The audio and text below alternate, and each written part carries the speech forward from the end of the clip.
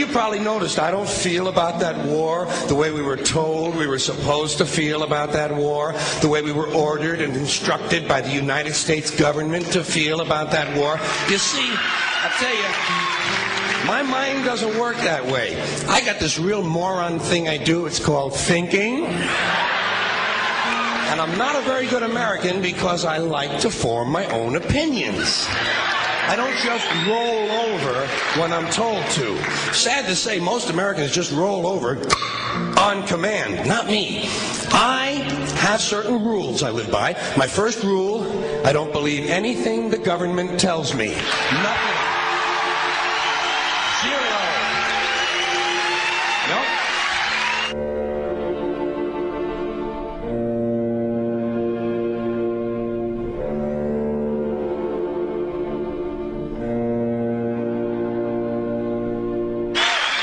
And I don't take very seriously the media or the press in this country, who in the case of the Persian Gulf War were nothing more than unpaid employees of the Department of Defense, and who most of the time function as kind of an unofficial public relations agency for the United States government.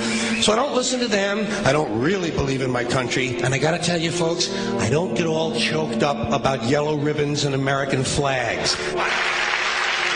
Now, to balance the scale, I'd like to talk about some things that bring us together. Things that point out our similarities instead of our differences. Because that's all you ever hear about in this country is our differences. That's all the media and the politicians are ever talking about, the things that separate us, things that make us different from one another.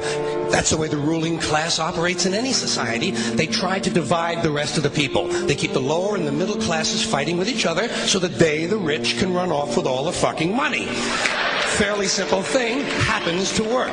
You know, anything different, that's what they're going to talk about. Race, religion, ethnic and national background, jobs, income, education, social status, sexuality, anything you can do, keep us fighting with each other so that they can keep going to the bank.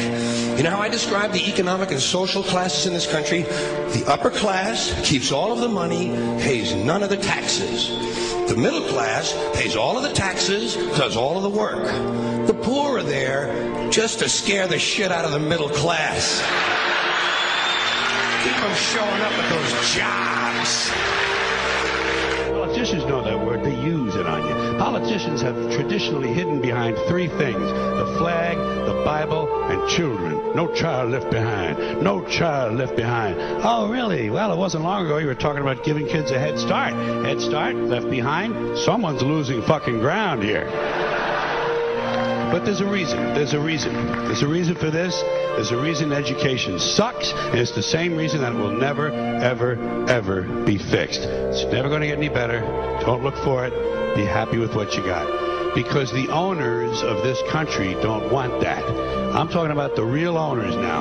The big, the wealthy, the real owners, the big wealthy business interests that control things and make all the important decisions.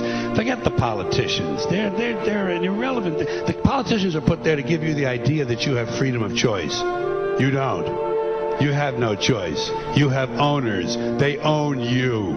They own everything. They own all the important land. They own and control the corporations. They've long since bought and paid for the Senate, the Congress, the state houses, the city halls. They got the judges in their back pockets, and they own all the big media news, all the big media companies. So they control just about all of the news and information you get to hear. They got you by the balls.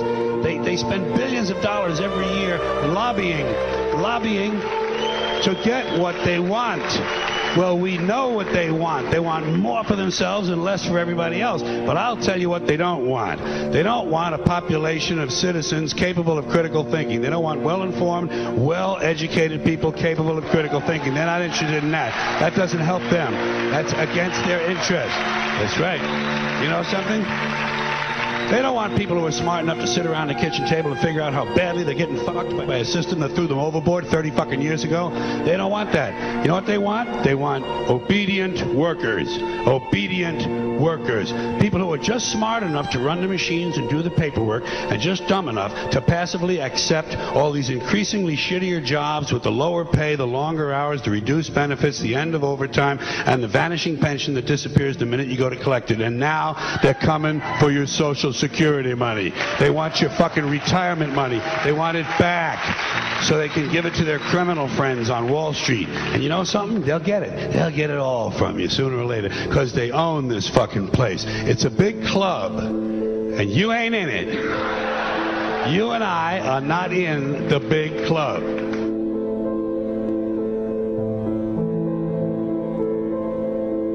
The greatest form of control is where you think you're free when you're being fundamentally manipulated and dictated to. One form of dictatorship is being in a prison cell and you can see the bars and touch them. The other one is sitting in a prison cell but you can't see the bar, you think you're free. What the human race is suffering from is mass hypnosis.